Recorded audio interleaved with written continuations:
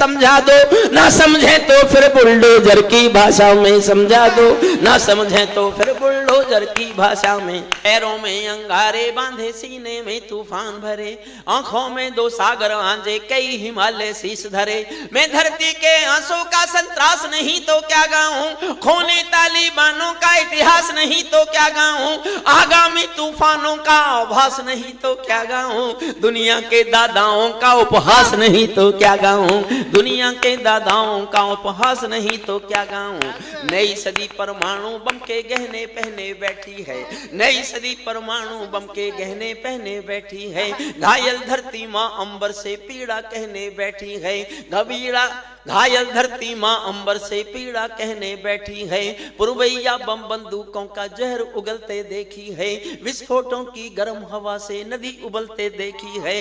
नदी समंदर पर्वत घाटी झरने सब बेनूर मिले, कुदरत की सुंदरता के आभूषण चकनाचूर मिले, कुदरत की सुंदरता के आभूषण चकनाचूर मिले। मैं मेहंदी पायल कंगन के गीत नहीं गाने वाला, मैं मेहंदी पायल कंगन के गीत नहीं गाने वाला, आग छोड़कर चंदन बन के गीत नहीं गाने वाला। मैं उगते सूरज की लाली गाने वाला चारण हूँ, धरती पर मानवता के अधिकारों का उच्चारण हूँ, अधियारों में शब्द किरण का उजियारा गाता हूँ मैं। धरती से आतंकवाद का निपटारा गाता हूँ मैं, धरती से आतंकवाद का निपटारा गाता हूँ मैं। मेरी कलम कामना गाती है जग की खुशहाली की, लेकिन दिल में आग भरी है दुनिया की बदहाली की।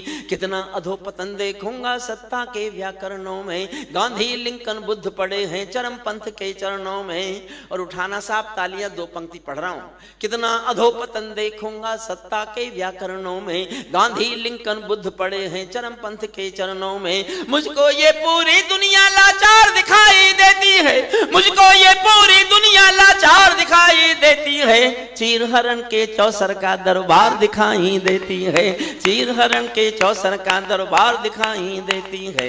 गंधारी की धरती पर भूचाल दिखाई देता है, अफगानों का जनजीवन बदहाल दिखाई देता है। तोप तमंचों से घायल परिवेश दिखाई देता है, खूनी बाजों के पंजों में देश दिखाई देता है। यूएनओ में दुनिया का विश्वास टूटते देखा है, हथियारों के बल पर कोई देश लूटते देखा है, हथियारों के बल पर कोई देश लूटते। थोड़ा और साथ देना। मैं बनारस गया पिछले दिनों, तो मेरा एक दोस्त था वहां मुझसे 2-3 साल बड़ा। जब मैंने कुर्सी मांगी घुटने की चोट की वजह से, तो पीछे से बोला, ए हरिओम पवार तू अब बूढ़ा हो गया। मुझे सुन के बुरा लगा, लेकिन मेरे मुंह से जो उत्तर निकला, मैं राम की धरती पर आपका आशीष चाहता हूं इस उत्तर पर, ऐसे मेरे मुंह से निकल गया। मैंने कहा देखो भाई, जब सूरज शाम को ढलता है ना, उस समय भी उसका नाम सूरज ही होता है। तो मैं ढलते समय भी रहूंगा तो सूरज ही। 6 पंक्तियां मेरा साथ देना, मंच को समर्पित करता हूं। मैं सूरज के साम्राज्य से आंख मिलाने वाला हूँ, मैं सूरज के साम्राज्य से आंख मिलाने वाला हूँ, दुनिया के हर दादा का मैं ताज हिलाने वाला हूँ। आसमान की लाली मेरे शब्दों की चिंगारी है, मेरी पूरी दुनिया से टकराने की तैयारी है। मैं शब्दों की क्रांति ज्वाल हूँ, वर्तमान को गाऊंगा। जिस दिन मेरी आग बुझेगी मैं उस दिन मर जाऊंगा, जिस दिन मेरी आग बुझेगी मैं उस दिन मर जाऊंगा। दुनिया वालों आने वाला समय तुम्हें धिक्कारे, यहां से कविता शुरू होती है। पूरी दुनिया से विद्रोह कर रहा हूं, दुनिया वालों। और कोई कहता है इसकी शादी नहीं हुई, कोई कहता है इसने की नहीं। मैं इस विषय में कभी बोला नहीं हूं, कभी किसी को जवाब नहीं दिया। आज राम की धरती पर बैठा हूं तो बोलता हूं, अगर कोई व्यक्ति एक याद के लिए पूरे 50 साल गुजार दे, तो क्या इससे बड़ा भी कोई प्यार होता है? वाह वाह वाह, जिंदाबाद। मैं बोला नहीं हूं कभी, क्योंकि ये नितांत व्यक्तिगत विषय है जिस पर मैं किसी से कभी नहीं बात करता, कभी बहस नहीं करता। दुनिया वालों आने वाला समय तुम्हें धिक्कारेगा, दुनिया वालों आने वाला समय तुम्हें धिक्कारेगा। महाशक्तियों की चुप्पी पर थूकेगा, दुत्कारेगा। दुनिया के दादा आतंकों से लड़ने में चूक गए, तालिबानी एटम की सत्ता के मुंह पर थूक गए। तालिबानी एटम, तालिबान पर सुनना 8 पंक्ति और 8वीं पंक्ति पर आपकी तालियों का विस्फोट सुनना चाहता हूं। तालिबानी एटम की सत्ता के मुंह पर थूक गए। तालिबानी आतंकों की शैली गढ़ने वाले हैं। तालिबानी बर्बरता की सीढ़ी चढ़ने वाले हैं। तालिबानी यादों में लादेन छिपा कर बैठे हैं। अपनी यादों में पिंडी के नैन छिपा कर बैठे हैं। ये भारत के यान हरण की दर्द भरी दुर्घटना है। काबुल के दूतावासों में विस्फोटों की घटना है। इनके कारण हम जेलों से कातिल छोड़े बैठे हैं। ये गौतम बुद्धा की प्रतिमा बम से तोड़े बैठे हैं। ये गौतम बुद्धा की प्रतिमा बम से तोड़े बैठे हैं। तालिबानों की बेशर्मी शर्म पड़ी पानी पानी। दहशतगर्दों के कौड़ों से पिटती हैं दादी नानी। एक मुल्क में 600 साल पुराना पाषाण युग। लड़की बाजार नहीं जाएगी, लड़की स्कूल नहीं जाएगी, लड़की पढ़ने नहीं जाएगी, लड़की घर से बाहर नहीं निकलेगी। ऐसा होता है क्या दुनिया में? इस आज की दुनिया में 800 साल पुराना पाषाण युग एक देश में आ गया और दुनिया मौन है। एक ही लाइन वहां की नारी की स्थिति पर पढ़ रहा हूं। वहां की नारी की आज हालत क्या है? एक पंक्ति, केवल एक पंक्ति सुना और उस पर आशीर्वाद चाहिए आपका मुझे। तालिबान, आप किन की तलाश में खड़े हैं साहब? आदरणीय, आपसे कह रहा हूं बैठ जाए, रिकॉर्ड कर रहे हैं, प्लीज बैठ जाइए। आपको मालूम नहीं है मेरे बारे में, मैंने जिन सरकारों पे लिखा है ना वो बैठ गई हैं। मैं बहुत आया नहीं हूं अयोध्या, इसलिए सब कुछ नहीं जानते मेरे बारे में, वरना अब तक आप खड़े रहे होते। हरिओम पमार कविता पढ़े और आपका इतनी देर खड़े होने का साहस। अखिलेश यादव जी की सरकार होती तो आपको यश भारती मिलती इस बहादुरी पे कि ये व्यक्ति हरिओम पमार के सामने भी खड़े होने का साहस कर सकता है, इसको भी यश भारती दे दो। दी जाती थी ऐसे। तालिबानों की बेशर्मी शर्म पड़ी पानी पानी। दहशतगर्दों के कौड़ों से पिटती हैं नारी की हालत पर एक लाइन सुनना। दहशतगर्दों के कौड़ों से पिटती हैं दादी नानी। उनको कोई फर्क नहीं है उनके जीने मरने की। उनको कोई फर्क नहीं है उनके जीने मरने की। औरत केवल काया भर है बच्चे पैदा करने की। औरत केवल काया भर है बच्चे पैदा करने की। इनका दामन 7 समंदर साफ नहीं कर सकते हैं। अल्लाह भी इनके पापों को माफ नहीं कर सकते हैं। काबुल के हर चौराहे पर चीख सुनाई देती है। हर अफगानी सीने पर बंदूक दिखाई देती है। मैंने भू पर मानवता के प्राण अटकते देखे हैं। जब यानों के पहियों से भी लोग लटकते देखे हैं। जब यानों के पहियों, छोटी करता हूं कविता ताकि कुछ और सुनाया जा सके। अब मैं दुनिया के सबसे बड़े दादा के खिलाफ बोल रहा हूं, समझना। 20 साल पहले गया था कि हम तालिबान को नष्ट करेंगे अमेरिका, और 20 साल बाद चुपचाप। अगर उस समय तालिबान को नष्ट करने का पूरा प्रयास किया गया होता और कर दिया होता तो आज हमास और इजराइल का युद्ध नहीं हो रहा होता। आप ये समझ लीजिए। मैं अंतरराष्ट्रीय कानून पढ़ाता हूं, अंतरराष्ट्रीय कानून पढ़ के आपके सामने बोल रहा हूं, सुनना। तालिबानी जिनके अब्बा आका तुम थे अमेरिका। दुनिया के सबसे बड़े दादा के खिलाफ बोल रहा हूं, क्या समस्या, जिसके खिलाफ भारत सरकार नहीं बोल सकती डिप्लोमेटिकली। मैं बोल रहा हूं। हुआ आपको अंदाजा कि भारत सरकार अधिक ताकतवर है कि हरिओम पमार अधिक ताकतवर है? तो मेरी ताकत के लिए ताली बजाओ और अब मेरी बात सुनो, और उस अच्छी लगे तो और ज्यादा ताली बजाना सुनना। तालिबानी जिनके अब्बा आका तुम थे अमेरिका। तालिबानी जिनके अब्बा आका तुम थे अमेरिका। इनको रूस से लड़वाने के खाका तुम थे अमेरिका। इनकी ट्रेनिंग इनका पोषण भूल गए क्या अमेरिका? अपनी खुदगर्जी में शोषण भूल गए क्या अमेरिका? तुमको अपने पापों के ही अंक मिले हैं अमेरिका। अपने पाले सांपों के ही डंक मिले हैं अमेरिका। अपने पाले सांपों के ही डंक मिले हैं अमेरिका। जिनका तुमने अंत लिखा था उन्हें जिलाकर चले गए। छठी पंक्ति शशिकांत को समझ, फिर आशीर्वाद मांगता हूं। जिनका तुमने अंत लिखा था उन्हें जिलाकर चले गए। आतंकों के साए को तुम हाथ हिलाकर चले गए। भोले भाले अफगानों का हृदय तोड़कर चले गए। जहरीले सांपों के घर में दूध छोड़कर चले गए। जिस दिन काबुल से अमरीकी हाथ छूटते देख लिया, हमने दुनिया के दादा का दंभ टूटते देख लिया, हमने दुनिया के दादा का दंभ टूटते देख लिया। मैं दुनिया को बतलाता हूँ अमरीका की चतुराई, दोहा में ही लिख डाली थी समझौते की चौपाई। ये समझौता नहीं समर्पण कर बैठे हो अमरीका, और एक पंक्ति फिर ताली मांगती है, ये समझौता नहीं समर्पण कर बैठे हो अमरीका, अपनी महाशक्ति का तर्पण कर बैठे हो अमरीका, अपनी महाशक्ति का तर्पण कर बैठे हो अमरीका। क्या अमरीका यूं ही अपने रिश्ते नाते तोड़ गया, अपने हथियारों को हेलीकॉप्टरों को छोड़ गया? सच तो ये है अमरीका ने बहुत दोगला पेच दिया, भोले भाले अफगानों को तालिबान को बेच दिया, भोले भाले अफगानों को तालिबान को बेच दिया। हारा तो भारत भी है, भारत का सद्व्यवहार गया, जैसे शकुनी के पासों से धर्म युधिष्ठिर हार गया। भारत असमंजसता वाली पीर समेटे बैठा है, जैसे माधव पंचाली का चीर समेटे बैठा है, जैसे माधव पंचा। साहब कविता इतनी थी, लेकिन उसी दिन 15 अगस्त 2021 को मैंने टेलीविजन पर तालिबानियों के प्रेस प्रवक्ता के बयान सुने। कम से कम 4-5 बार टेलीकास्ट हुआ बयान, मैंने 3 बार मैंने खुद सुना। उनका प्रेस प्रवक्ता बोल रहा था 15 अगस्त 2021 को, कभी भी कोई चाहे तो रिकॉर्ड कर ले, सारे चैनल्स पर आया था कि we have got our motherland Kabul and total Afghanistan, our next target is jihad in Jammu and Kashmir and due to brotherhood we will support the war of the freedom of the jihadis and we will get it liberated। अरे मैंने कहा इनके तो इरादे बहुत खराब है, अगला लक्ष्य जम्मू कश्मीर की आजादी है, अफगानिस्तान तो प्राप्त कर लिया। और उसके सबूत मिले, जो हथियार अमेरिका ने छोड़े उनमें से कुछ हथियार ड्रोन से कश्मीर में गिराए गए, तो लगा कि शायद कहीं ना कहीं कोई ना कोई लिंक था।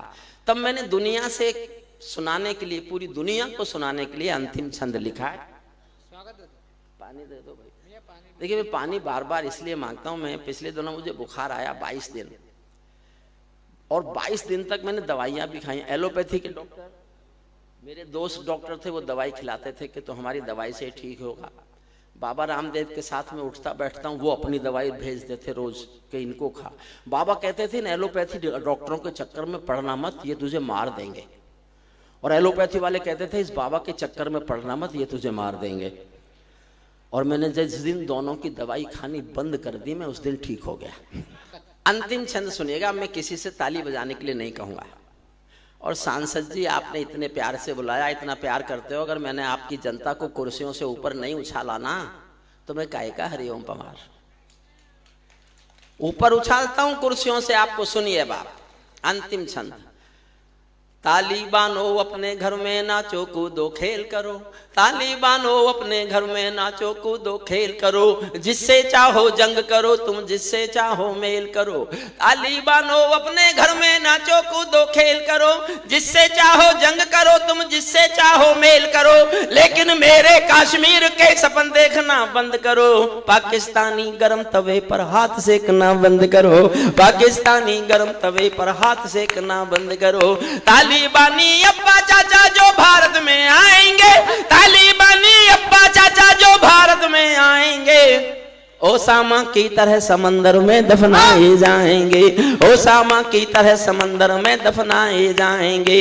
हम घाटी में आतंकी अभियान कुचल कर रख देंगे, हम घाटी में आतंकी अभियान कुचल कर रख देंगे। कोयल के घर कौवों का अरमान कुचल कर रख देंगे। जो घुसपैठी घाटी में बारूदी गर्म हवा देंगे, जो घुसपैठी घाटी में बारूदी गर्म हवा देंगे, हम उनको जन्नत की 70 हूरों से मिलवा देंगे, हम उनको जन्नत की 70 हूर। उछालूंगा साहब कुर्सियों से ऊपर, वरना मेरा नाम बदल देना। हम उनको जन्नत की 70 हूरों से मिलवा देंगे। चंद किराए के ये गुंडे और तमंचे पिंडी के, चंद किराए के ये गुंडे और तमंचे पिंडी के, सौदागर बनकर बैठे हैं आतंकों की मंडी के। पहले इनको संविधान की परिभाषा में समझा दो, ना समझे तो फिर बुलडोजर की भाषा में समझा दो, ना समझे तो फिर बुलडोजर की भाषा में।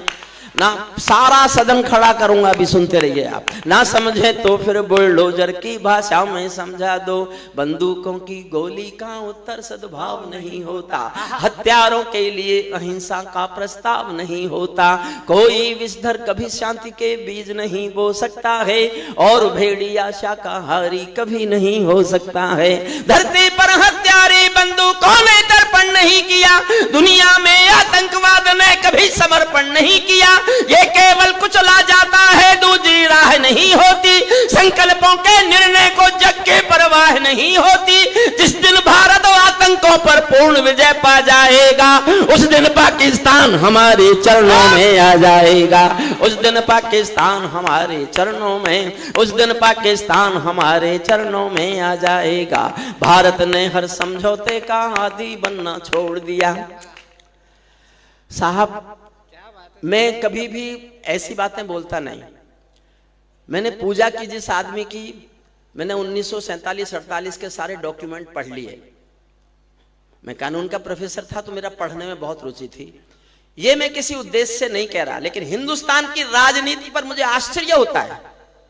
सांसद महोदय, अपनी पार्टी के लोगों से आप भी पूछना कि यह सवाल आज तक क्यों नहीं उठा। जब बंटवारा हुआ था हम 33 करोड़ थे, 11 करोड़ हमारे दूसरे भाई थे, 22 करोड़ हिंदू थे। जमीन जनता के नाम पर बटी, 1/3 जमीन बांट ली गई 1/3 जनसंख्या के नाम पर। फिर 11 करोड़ में से 3 करोड़ यहीं रह गए। उनके हिस्से की जमीन वापस क्यों नहीं मांगी गई? जमीन तो 11 करोड़ की चली गई और गए 8 करोड़। तब एक पंक्ति पढ़ रहा हूं, या तो चुप रहना, मेरा समर्थन नहीं करना चाहो तो समर्थन करो, तो इतनी ताकत से करना कि मैं डरना छोड़ दूं। मैंने जिस दिन लिखी तो मैं भी डर गया 1-2 दिन के लिए, मैंने कुछ गलत तो नहीं कर दिया, खाना ही नहीं खाया, सोया भी नहीं। फिर जनता मेरे साथ आ गई तो मैंने समझा मैंने कुछ गलत नहीं किया, कभी ना कभी तो ये बात कहनी पड़ेगी। मैं कह रहा हूं, आपको समर्थन करना हो तो बहुत जी भर के समर्थन चाहता हूं, सुनना। भारत ने हर समझौते का आदी बनना छोड़ दिया, भारत ने हर समझौते का आदी बनना छोड़ दिया। कुछ बातों में हमने बापू गांधी बनना छोड़ दिया, कुछ बातों में हमने बापू गांधी बनना छोड़ दिया। नई सदी का भारत है ये 62 वाला दौर नहीं।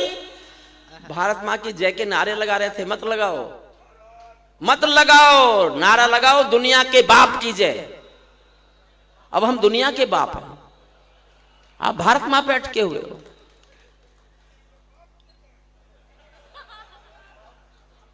देखिए एक कैसे बदलता है देश। सांसद जी, आपकी पार्टी को इसलिए सर झुकाता हूं कि कैसे बदलता है देश। जब भी कोई विदेशी राष्ट्राध्यक्ष आता था, गांधी की समाधि पे ले जाते थे उसको, तो पहले जासूसी कुत्ते घुमाए जाते थे। आपने बार बार देखे होंगे, कोई भी बड़ा राष्ट्राध्यक्ष आया तो गांधी की समाधि पर जाने से पहले जासूसी कुत्तों से सुरक्षा चक्र चलाया गया। जानते हो देश बदलता है तो क्या होता है? G20 में दुनिया के सारे दादा आए थे और गांधी की समाधि पर सब लोग नंगे पैर चलते हुए दिखाई दिए थे। सब लोग नंगे पैर चल रहे थे, कोई सिक्योरिटी लैप्स नहीं। हम भी नई सदी का भारत है ये 62, जो उसमें सुनना अंतिम कुछ पंक्तियां हैं बस। नई सदी का भारत है ये 62 वाला दौर नहीं, हम भी दुनिया के दादा हैं, दिल्ली हैं लाहौर नहीं। हमने अपने संविधान से 370 मिटा दिया, नेहरू जी ने डाला था जो सांप गले से हटा दिया। उरी का उत्तर घर में घुसकर चोट से देना सीख लिया, पुलवामा का उत्तर बालाकोट से देना सीख लिया, पुलवामा का उत्तर बालाकोट से देना। नई सदी का भारत है ये 62 वाला दौर नहीं, हम भी दुनिया के दादा हैं, दिल्ली हैं लाहौर नहीं। हमने अपने संविधान से 370 मिटा दिया, नेहरू जी ने डाला था जो सांप गले से हटा दिया।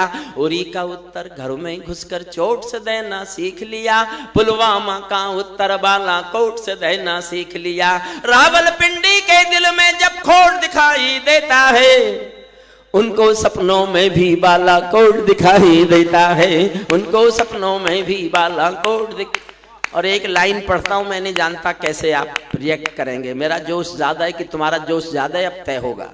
रावलपिंडी के दिल में जब खोट दिखाई देता है, उनको सपनों में भी बालाकोट दिखाई देता है। हमने डर को कूटनीति से दूर हटा कर रखा है, हमने डर को कूटनीति से दूर हटा कर रखा है। दिल्ली के सिंहासन पर एक शेर बिठा कर रखा है। 2 लाइन और सुन लीजिए, बस 2 लाइन। दिल्ली के सिंहासन पर एक शेर बिठा कर रखा है, भारत की संसद ने कसमें खा खा कर स्वीकारा। 2 बार संसद, पूरी संसद एक मत से कसम खा के प्रस्ताव पास कर चुकी है। क्या मैं बताता हूं, भारत की संसद ने कसमें खा खा कर स्वीकारा है, पाकिस्तानी कब्जे वाला सब कश्मीर हमारा है। दिल्ली के सिंहासन से ये निर्णय जाने वाला है, पाकिस्तानी कब्जे वाला वापस आने वाला है, पाकिस्तानी कब्जे वाला वापस आने। बहुत बहुत धन्यवाद। अरे नहीं नहीं, खत्म, और सुनेंगे? हाँ अभी तो सुनेंगे। एक बार जरा तालियां बजाकर बताइए सांसद जी का जो आदेश चाहते हो। क्या आदेश है सर? हाँ। मंच पे आ रहे हैं? नहीं, पीछे जा रहे हैं। ठीक ठीक, मैं एक कविता और सुनाता हूँ, सुन लीजिए। एक तो पहले राम वाली सुना दो। राम वाली याद है? याद नहीं? चंद्रशेखर वाली सुना, और फिर कारगिल। देखो भाई, उठोगे तो फिर जो जा रहे हैं, देखिए मैं प्लीज बैठ जाओ, बैठ। मेरा अनुरोध है कि जाने वाले वापस आए, प्लीज वापस आइए, प्लीज वापस आइए। बैठ जाओ। एक भी गया तो मैं यहीं समाप्त कर दूंगा। जिसकी शादी नहीं होती वो दुनिया में किसी का हुक्म नहीं मानता, मैं भी क्यों मानूं? सही बात। एक साहब जिनकी जैकेट पीली पीली जैसी है, उस पर कैप भी, अच्छा वापस वो कह रहे हैं वापस आने के लिए जा रहे हैं। एक उंगली बता गया, खैर इन कामों का आएगा वापस। प्रियांशु यही है, गायब? अच्छा, प्रियांशु गया है सांसद जी के पास, कहने गया होगा कि साफत को बुला लिया।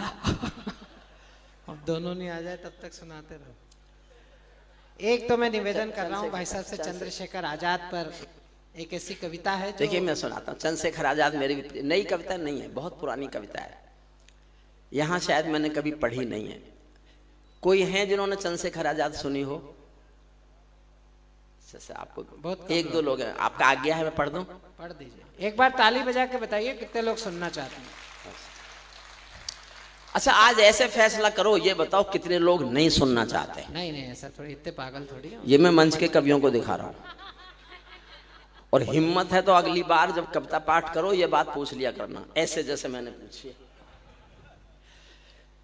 वैसी रौब डाल रहा हूं मैं इनके ऊपर जिसकी जरूरत नहीं है।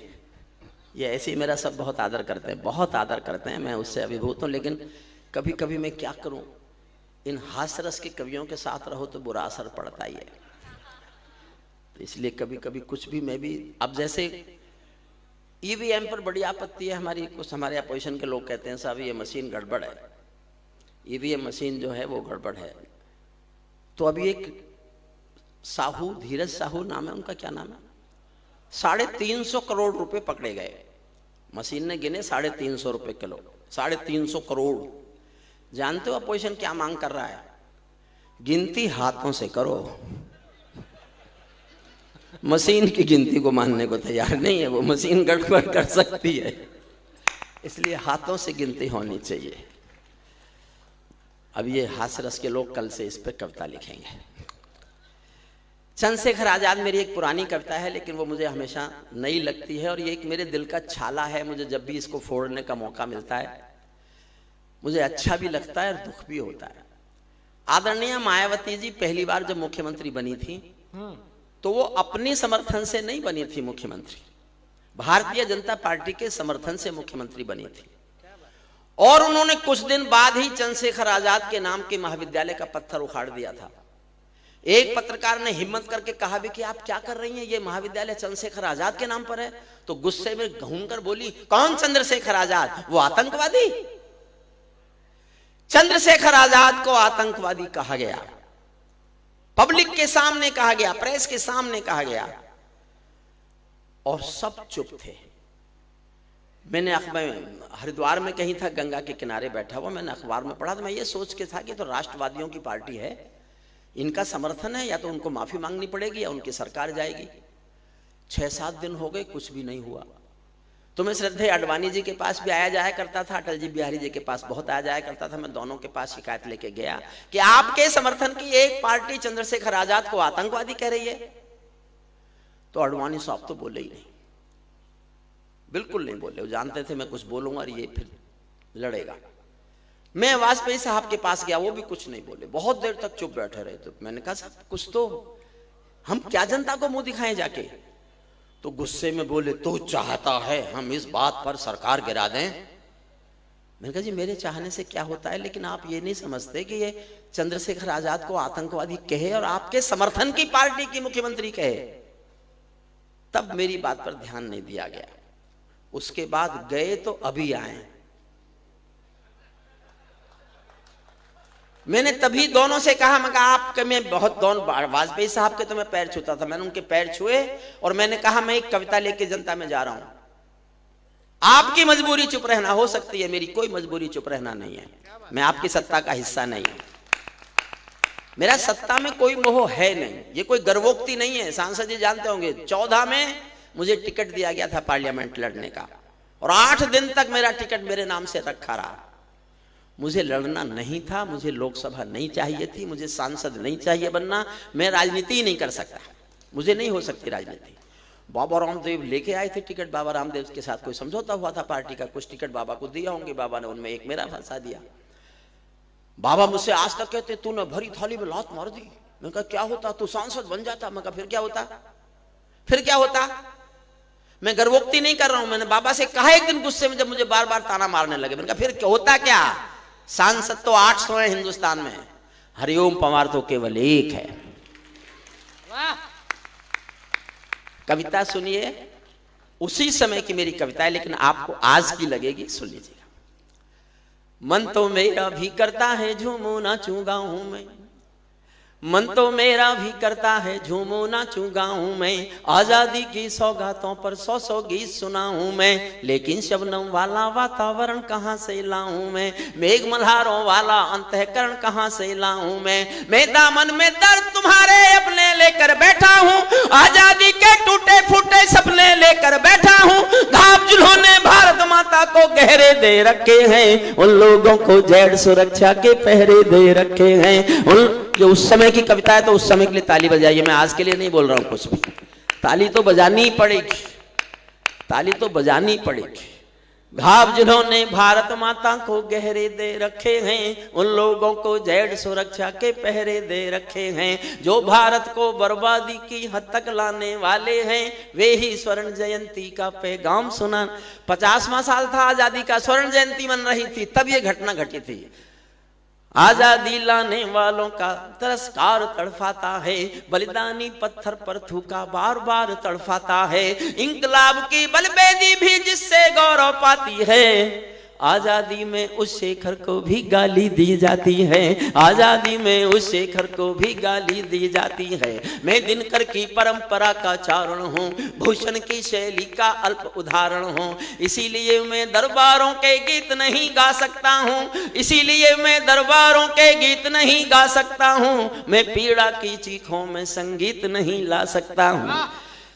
आपका मन भी दुखे, मैं तो रोया था लिखते हुए, तो इन पंक्तियों पर साथ देना। इससे बढ़कर और शर्म की बात नहीं हो सकती थी, इससे बढ़कर और शर्म की बात नहीं हो सकती थी, आजादी के परवानों पर घात नहीं हो सकती थी, कोई बलिदानी शेखर को आतंकी कह जाता है, पत्थर पर से नाम हटाकर कुर्सी पर रह जाता है, पत्थर पर से नाम हटाकर।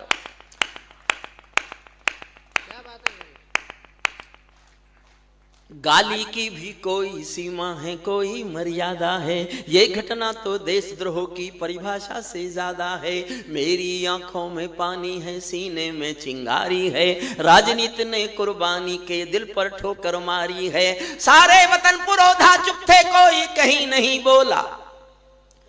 कविता का सौंदर्य केवल ये है चलो राजनीति के नेता नहीं बोले, उनके अपने अपने स्वार्थ होंगे। स्वर्ग में हमारे शहीदों की आत्मा ने भी सुना होगा कि आज चंद्रशेखर आजाद को गाली किस तरह दी जा रही है, उन पर क्या बीती होगी, ये कविता का सौंदर्य सुनना। इससे बढ़कर और शर्म की बात नहीं हो सकती थी, आजादी के परवानों पर घात नहीं हो सकती थी। सारे वतन पुरोधा चुप थे, कोई कहीं नहीं बोला, लेकिन कोई ये ना समझे कोई खून नहीं खोला। सुनकर बलिदानी बेटों का धीरज डोल गया होगा, मंगल पांडे फिर शोणित की भाषा भूल गया होगा, मंगल पांडे फिर शोणित की भाषा बोल गया होगा। सुनकर हिंद महासागर की लहरें तड़प गई होंगी, शायद बिस्मिल की गजलों की बहरें तड़प गई होंगी। नील गगन में कोई पुच्छल तारा टूट गया होगा, अस्फाकुल्ला की आंखों में लावा फूट गया होगा। आजादी पर मरने वाला टोला भी रोया होगा, इंकलाब का रंग बसंती चोला भी रोया होगा। आजादी पर मरने वाला टोला भी रोया होगा, इंकलाब का रंग बसंती चोला भी रोया होगा। चुपके चुपके रोया होगा संगम तीरथ का पानी। 4 लाइन मन से सुनना, अच्छा लगे तो तालियां उठाना। चुपके चुपके रोया होगा संगम तीरथ का पानी, आंसू आंसू रोई होगी धरती की चूनरधानी। एक समंदर रोई होगी भगत सिंह की कुर्बानी, क्या ये ही सुनने की खातिर फांसी झूले सेनानी, क्या ये ही सुनने की खातिर और 4 लाइन सुनना साहब, मन करे तो जी भर के दाद देना। चुपके चुपके रोया होगा संगम तीरथ का पानी, क्या ये ही सुनने की खातिर फांसी झूले सेनानी। जहां मरे आजाद पार्क के पत्ते खड़क गए होंगे, जहां मरे आजाद पार्क के पत्ते खड़क गए होंगे, कहीं स्वर्ग में शेखर जी के बाजू फड़क गए होंगे। शायद पल दो पल को उनकी निदिया जाग गई होगी, फिर पिस्तौल उठा लेने की इच्छा जाग गई होगी, फिर पिस्तौल उठा लेने की इच्छा। आधी मिनट में सुनाता हूं क्या थे शेखर, ये शशिकांत ने बताया। सबसे बड़ी बात है, देश का एकमात्र प्रधानमंत्री हमारे मोदी जी जो शहीद चंद्रशेखर आजाद के गांव गए भाबरा, बाकी किसी को जाने की जरूरत महसूस नहीं हुई। सल्यूट करते हैं हम उनको। सुनना, शेखर महायज्ञ का नायक। आधी मिनट में बताता हूं शेखर क्या है। 2 बातें ऐसी बताता हूं जो आपने शायद नहीं पढ़ी होंगी। 700 लोगों को अंग्रेजों ने नौकरी केवल इस बात की दे रखी थी कि आजाद को पहचान लें। आजाद को पहचानने के नाम पर 700 लोग ब्रिटिश पुलिस में नौकरी करते थे। और मैंने जिसलिए कविता लिखी, में जब आजाद पर पढ़ रहा था पूरा उनका साहित्य, तो मुझे एक वाक्य ऐसा पढ़ने को मिला आजाद के मुंह से निकला हुआ जो दुनिया में किसी के मुंह से निकला ही नहीं। गरीब माँ बाप थे आजाद के, इकलौता बेटा था, माँ बाप गरीबी में जी रहे थे। वो सरकारी खजाने लूटते थे, जो पैसा होता था उनकी संदूक में होता था, चाबी उनके पास रहती थी। एक दिन गांव के किसी आदमी ने छुपते छुपाते पहुंचकर यह कहा कि शेखर, तेरे माता पिता की हालत क्या जानते हो क्या? घर में खाने के लिए रोटी नहीं है, भूखे मरने की नौबत है। तुम्हारी संदूक में पैसा है यार, इतना तो घर भेज दो कि माँ बाप रोटी खा लें। तो चंद्रशेखर आजाद 2 वाक्य बोले। एक वाक्य आंख में आंसू भरकर और एक आंख लाल करके। आंसू भरकर तो ये कहा कि माता पिता क्या सिर्फ मेरे हैं और क्रांतिकारियों के नहीं है? और दूसरी पल आंख लाल करके कहा कि इस संदूक में से तो 1 पैसा दूंगा नहीं। और तुम गांव वालों मेरे माता पिता को रोटी नहीं खिला सको तो मुझे बताना, मैं किसी दिन रात के अंधेरे में आऊंगा और अपने पिस्तौल की 2 गोली दोनों के सीने में उतार के चलाऊंगा। उसको गाली देगी राजनीति और सुन लेंगे सब लोग।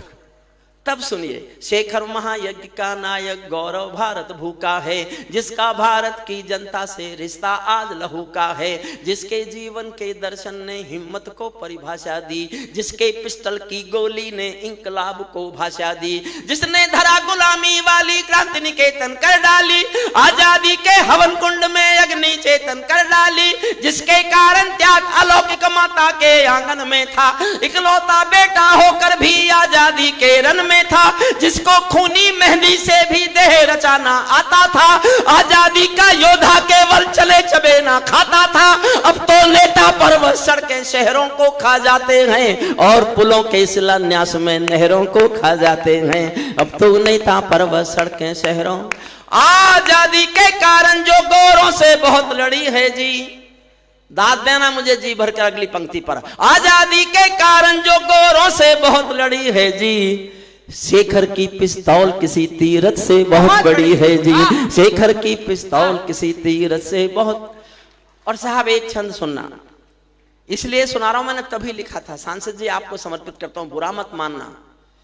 नहीं सुनी गई मेरी बात, आपके समर्थन से थी वो मुख्यमंत्री, अपने आप नहीं थी। और मेरी ईमानदारी लगे तो उतनी तालियां बजाना जितनी अब तक बचा रहे हो। जो भारत माँ की संसद, जो भारत माँ के संसद के गाने गाने वाले हैं, जो भारत माँ की मर्यादा जीवन गाने वाले हैं, राष्ट्रवाद की गरिमा गौरव ज्ञान सिखाने वाले हैं, जो छोटी छोटी बातों पर संसद में अड़ जाते हैं, श्री राम मंदिर मुद्दे पर सड़कों पर लड़ जाते हैं, 60 दिनों तक रथ लेकर जो 60 दिनों तक रथ लेकर जो तीर्थ यात्रा घूमे थे, आजादी की यादों के पत्थर पूजे थे, चूमे थे, इस घटना पर चुप बैठे थे, सबके मुंह पर ताले थे। तब गठबंधन क्यों नहीं तोड़ा जो तुम हिम्मत वाले थे, तब गठबंधन क्यों नहीं तोड़ा जो तुम है। और 2 लाइन आशीर्वाद चाहती हैं आपका, मैं देखना चाहता हूं कितना प्यार करते हैं आप कवि को, केवल कवि के रूप में सुनना मुझे। तब गठबंधन क्यों नहीं तोड़ा जो तुम हिम्मत वाले थे, तुम सत्ता में शामिल थे 2 टूक डांट भी सकते थे, तुम सत्ता में शामिल थे 2 टूक डांट भी सकते थे, जो जीव शहीदों पर थूके वो जीभ काट भी सकते थे, जीव शहीदों पर थूके वो जी।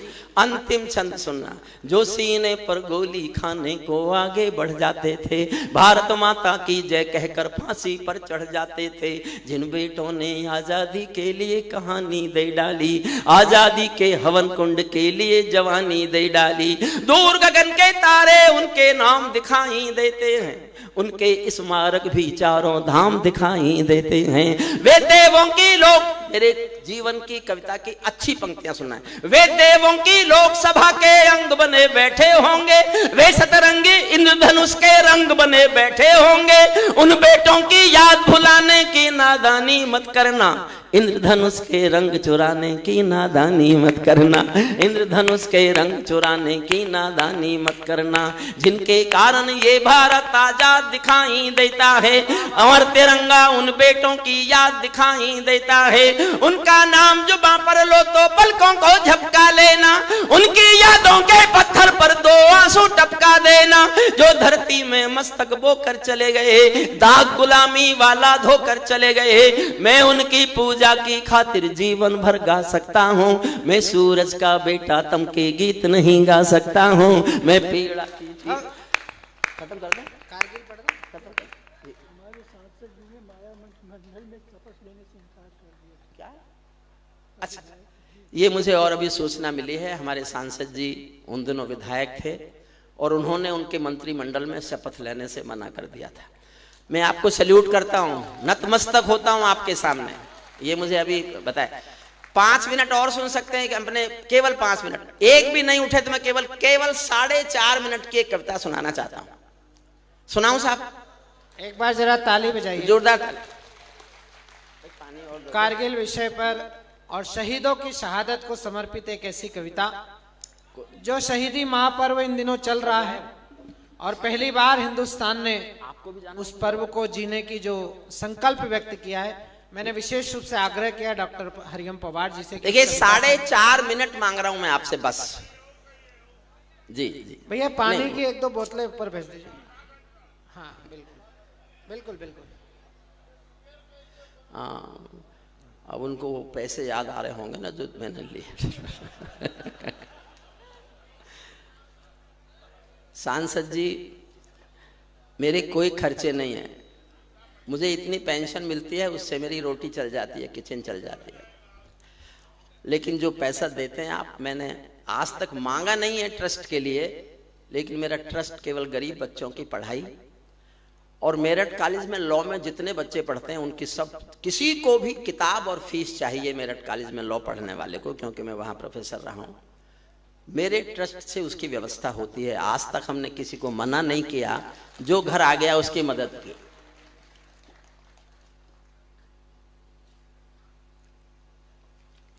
भगवान राम हमारे रक्षक देवता हैं। सनातन वालों, सनातन की चिंता करना छोड़ दो। जब तक इस धरती पर भारत में रामलीलाएं होती रहेंगी, सनातन को कोई आंच नहीं आ सकती, आ ही नहीं सकती। एक बाप बेटी जा रहे थे किसी रास्ते पर, उनको तेज बाढ़ का पानी मिल गया। मैं थोड़ी ज्ञान की बातें बताता हूँ, फिर एक 4.5 मिनट की कविता सुनाऊंगा। आ जाओ आर्यपुत्र, आ जाओ, अभी आ रहे हो? मैं पहला कवि हूं। नहीं नहीं, ये 2 बेटियां फंस गई। अगर आपको भी जाना हो तो आप जा सकते हैं। नहीं नहीं, कहाँ जाना है हमको? नहीं जाना। उन दोनों की भी थोड़ी हुई है अभी। भगवान करे उनको अच्छे पति मिले, ऐसे ना मिले जो पता नहीं कहां कहां घूमते रहते हैं, क्या क्या करते रहते हैं, क्या क्या बोलते रहते हैं। दोनों की इंदौर में करूंगा शादी। इंदौर तो क्या, मध्य प्रदेश में ही मत करना। बाप बेटी जा रहे थे, रास्ते में तेज बाढ़ का पानी मिला, दोनों डरे कैसे पार करेंगे। तो पिता ने हिम्मत करके कहा कि बेटी डरो मत, मेरी बाजू पकड़ लो, मेरा हाथ पकड़ लो, हम बाढ़ के पानी से पार निकलेंगे। बेटी ने तुरंत कहा कि पापा मैं आपके हाथ नहीं पकड़ूंगी, आप मेरा हाथ पकड़ो। समझिए, पिता ने कहा क्या फर्क पड़ता है, तुमने मेरा हाथ पकड़ा या मैंने तुम्हारा हाथ पकड़ा।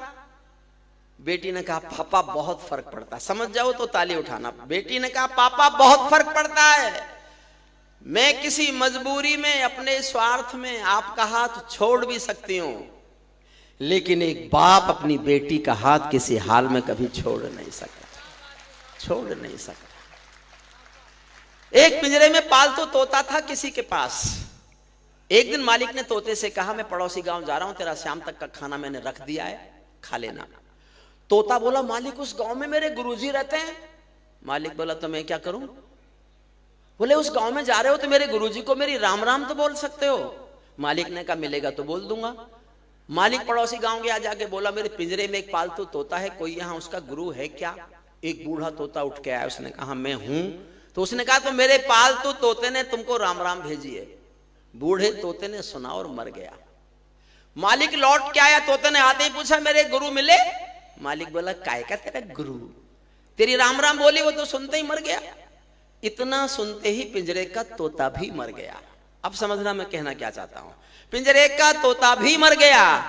जब मालिक ने पिंजरा खोला तो तोते की आत्मा कहती चली गई कि मालिक तुम समझे नहीं, मेरे गुरु ने मेरे लिए इशारा कर दिया, संदेश भेज दिया कि जिसको आजाद होना है उसे मरना आना चाहिए। भगवान राम हमारे रक्षक देवता हैं, भगवान कृष्ण हमारे रक्षक देवता हैं, लेकिन सब मैं हाथ जोड़कर सर झुकाकर यह कहता हूं कि उनको मैंने नहीं देखा। क्या बात? मैंने नहीं देखा। ये दर्शन, ये सब हमारी भावनात्मक अनुभूतियां हैं। ए भैया, बैठ जाओ। यूक्रेन की तरफ हो कि रूस की? बोलो क्यों रहा है? जो मैं कह रहा हूं अगर आप समर्थन कर सके तो जी भर के करना। मैंने भी देखे हैं रक्षक देवता, मैंने वो रक्षक देवता देखे हैं जो वर्दी पहनकर सीमा पर खड़े हैं और हमारी रक्षा करते हैं, देश की रक्षा करते हैं, वो भी रक्षक देवता है। मैं उन्हीं के ऊपर एक कविता सुना रहा हूं आपको, श्रद्धांजलि की। करगिल में मेरठ में एक बेटा, ये अमित जी बात कर रहे हैं ना सांसद जी से जी? अच्छा अमित जी, अमित जी थोड़ी देर और बैठ जाओ, 5 मिनट 10 मिनट 15 मिनट।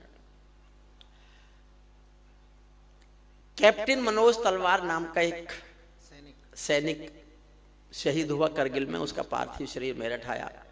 अंतिम संस्कार में भारी भीड़ थी, मैं भी गया, पीछे भीड़ में मैं भी खड़ा था। भीड़ में खड़े होकर भीगी पलकों से मैंने कविता लिखी। आप किनकी सिक्योरिटी में जो जा रहे हैं? चले और तेज चले और अपनी स्टैन गन को कंधे पर लादते हुए धीरे धीरे आगे बढ़ते हुए वो बाउंड्री लाइन के बाहर जाने का प्रयास कर रहे हैं। और वो कुछ देर के बाद बाउंड्री लाइन के बाहर निकल जाएंगे और 6 रन के लिए बाउंड्री लाइन के बाहर।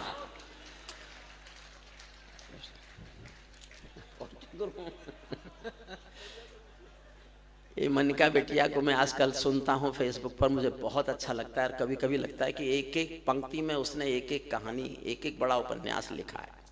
अद्भुत है। पूरा घर तुम्हारा, एक थोड़ी सी क्या कोना, मेरा एक कोना पूरा घर तुम्हारा। इससे बड़ा समर्पण भारतीय नारी कर सकती है और दुनिया में कोई नहीं कर सकता। मन से एक कविता सुन लीजिए। मैंने 50 साल हो गए मुझे मंचों पर। साहब आपको पता है कि नहीं, मणिका हमारे उस परिवार की बेटी है जिस परिवार में श्रद्धेय अटल बिहारी वाजपेयी जी का कई बार विश्राम हुआ। उस परिवार में मतलब बहुत प्रतिष्ठित हमारे क्षेत्र का एक राजनीतिक परिवार है, जिस परिवार में अटल जी का स्वतः आना जाना था। एक बार मणिका को अगर हरिओम पवार जी ने आशीर्वाद दिया, ये उनके लिए पद्मश्री। मैं प्रशंसक जरा जोरदार तालियां बजाइए। मैं जिसका प्रशंसक नहीं हूं, मैं झूठ नहीं बोलता। मैं शब्द की देवी के अपमान में मैं जीवन में कभी नहीं बोला। जो मुझे पसंद नहीं है, कई बार तो मैं खुद को पसंद नहीं करता। विश्वास कीजिए, मैं खुद से नाराज रहता हूं। मेरी उम्र भर मैं अपने से नाराज रहा हूं। छोटा सा गीत है, मैंने 50 साल आंसू की आग गाई है। भैया चाय थोड़ी देर बंद कर दो, 5 मिनट के लिए, बस 5 मिनट के लिए बंद कर लो। मान जाओ प्लीज, मान जाओ।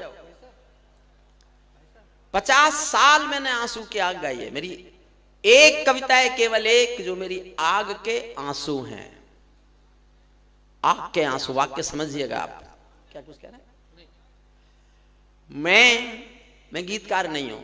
गीतकार हमारी साक्षी बेटिया है, मनिका है, हमारा प्रियांशु भी बहुत श्रेष्ठ गीतकार है, शशिकांत ने भी गीत लिखे हैं, सब लोग गीत लिखते हैं, लेकिन मैं गीतकार नहीं हूं। मैं चीख चिल्लाहट का कवि हूं। मेरा दृष्टिकोण है ये कि मैं ताजों के लिए समर्पण वंदन गीत नहीं गाता, दरबारों के लिए कभी अभिनंदन गीत नहीं गाता। गौन भले हो जाऊं लेकिन मौन नहीं हो सकता मैं। पुत्र मोह में शस्त्र त्याग कर द्रोण नहीं हो सकता मैं। कितने ही पहरे बैठा दो मेरी क्रुद्ध निगाहों पर, मैं चीखूंगा चिल्लाऊंगा जनगण मन की आहों पर। धरती पर राष्ट्रवाद की मैं एक कहानी हूं। इस धरती पर इंकलाब की केवल एक कहानी हूं। लिखते लिखते अंगारा हूं, गाते गाते पानी हूं। ये मेरी जिंदगी है।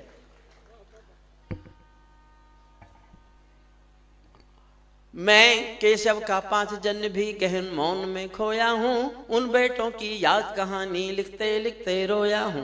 उन बेटों की याद कहानी लिखते लिखते रोया हूँ। जिस माथे की कुमकुम बिंदी वापस लौट नहीं पाई, चुटकी झुमके पायल ले गई कुर्बानी की यमराई। कुछ बहनों की राखी जल गई है बर्फीली घाटी में, वेदी के गठबंधन मिल गए हैं करगिल की माटी में। पर्वत पर कितने सिंदूरी सपने दफन हुए होंगे, 20 बसंतों के मधुमासी जीवन हवन हुए होंगे। टूटी चूड़ी धुला महावर रूठा कंगन हाथों का, कोई मोल नहीं दे सकता बासंती जज्बातों का, कोई मोल नहीं। वाह, सचमुच मेरा जिंदगी भर की कमाई है ये। क्या बात है दादू? सत्ता का आकर्षण मेरी भूख नहीं, शाल दुशाला चंदन मेरी भूख नहीं। राजनीति के बंधन नहीं चुने मैंने, राजनीति के बंधन नहीं चुने मैंने, राजनीति के बंधन नहीं चुने मैंने।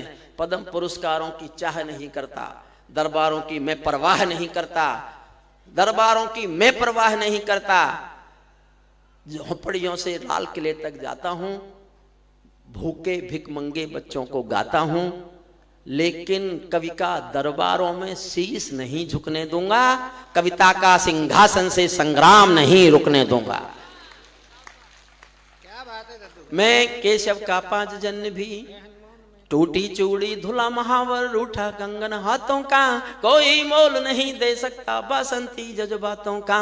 जो पहले पहले चुंबन के बाद लाम पर चला गया, एक पल का एहसास जीना मेरे बाद साथ। ताली बजाना मत बजाना, एहसास से मेरे साथ होना। जो पहले पहले चुंबन के बाद लाम पर चला गया, नई दुल्हन की से छोड़कर युद्ध काम पर चला गया। उनको भी मीठी नींदों की करवट याद रही होगी, खुशबू में डूबी यादों की सलवट याद रही होगी, खुशबू में डूबी यादों की सलवट। और साहब सांसद जी, आपके सामने सर झुका के जीवन की सबसे अच्छी पंक्ति पढ़ता हूं। मैंने एक पंक्ति अच्छी लिखी है आज तक, बस मैं एक पंक्ति का कवि मानता हूं अपने को। और हिंदी मैंने सचमुच नहीं पढ़ी, मैं हिंदी का कभी विद्यार्थी नहीं रहा। मैं तो संयोग से कवि हुआ, जेपी आंदोलन की कोख से पैदा हुआ कवि हूं मैं। जेपी आंदोलन की कोख से दो चीजें पैदा हुई थी, जनता पार्टी और हरिओम पंवार। जनता पार्टी का मुझे पता नहीं है, हरिओम पंवार सांसद जी के बुलावे पे आपके सामने बैठा हुआ है।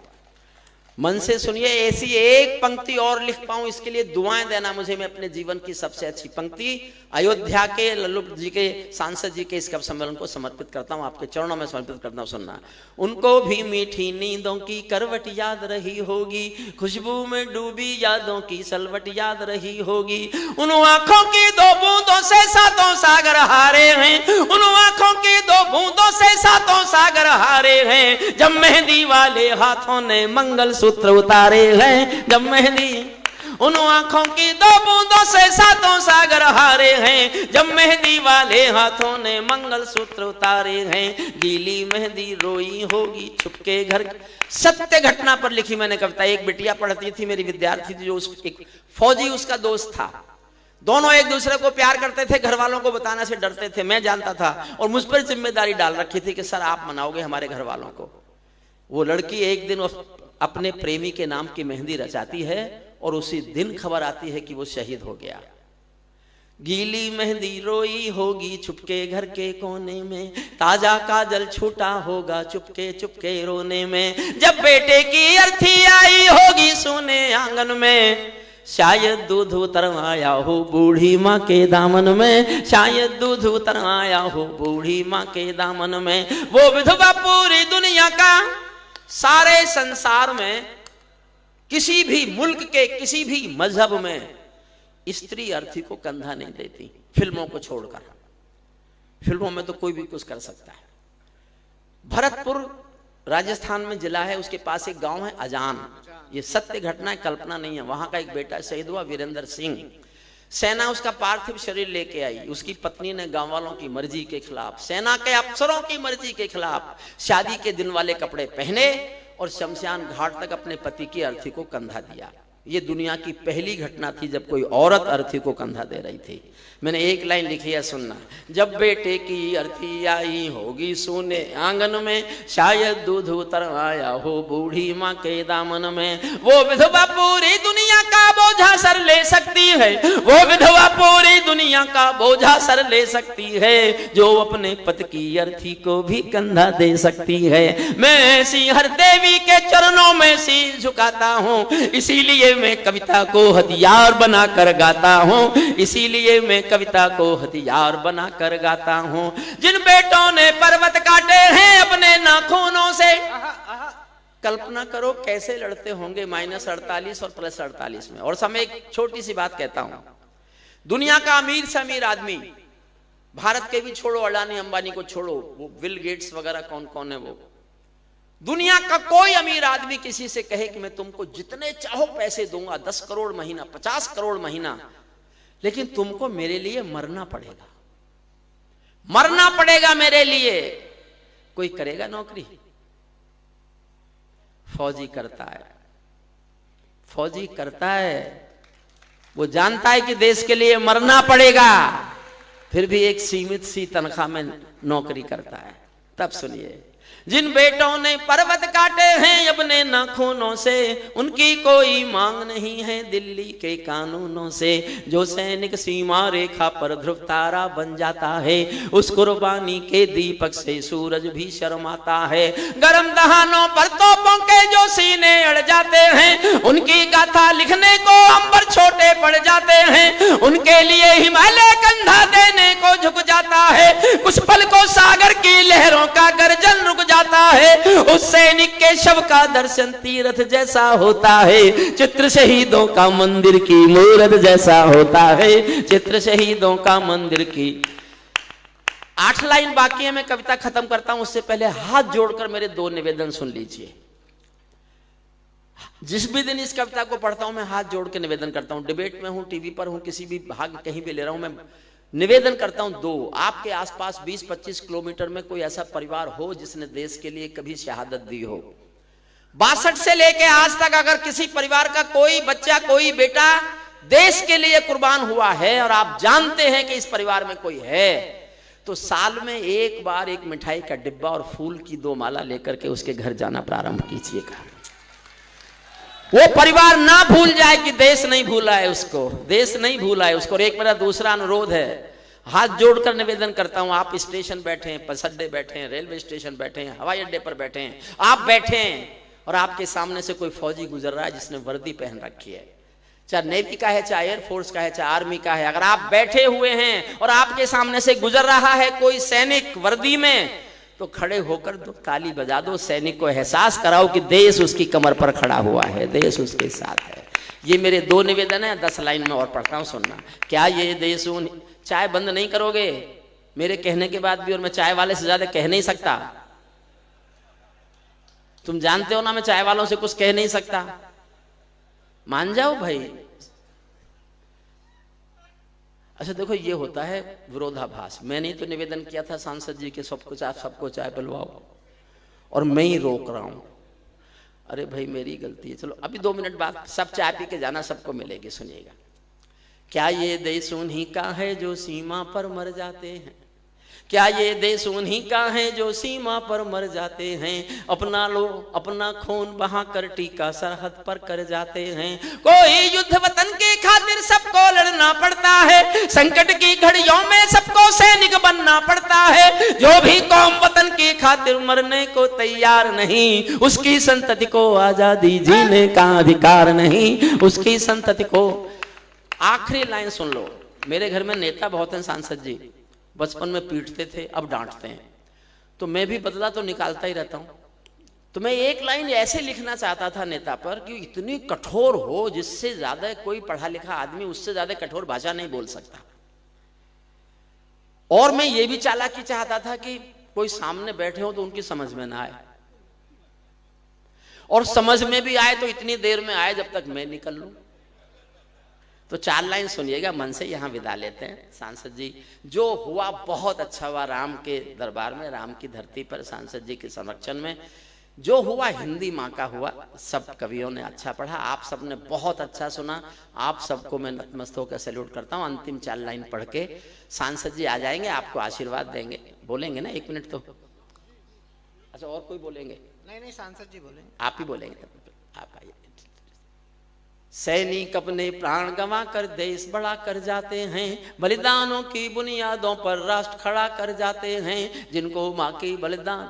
सैनिक अपने प्राण गंवा कर देश बड़ा कर जाते हैं, बलिदानों की बुनियादों पर राष्ट्र खड़ा कर जाते हैं, जिनको माँ के बलिदानी बेटों से प्यार नहीं होगा, उन्हें तिरंगे को लहराने का अधिकार नहीं होगा, उन्हें तिरंगे को लहराने का।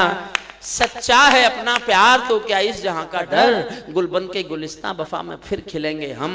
अब बिछड़ रहे हैं कोई रंज मत करो, फिर बाहर आएंगी तो फिर मिलेंगे हम। सितारों को आंखों में महफूज रख लो, बहुत दूर तक रात ही रात होगी। मुसाफिर हो तुम भी, मुसाफिर है हम भी, किसी मोड़ पर फिर मुलाकात होगी। सांसद जी आप आशीर्वाद दे दीजिए, धन्यवाद दे दीजिए आकर।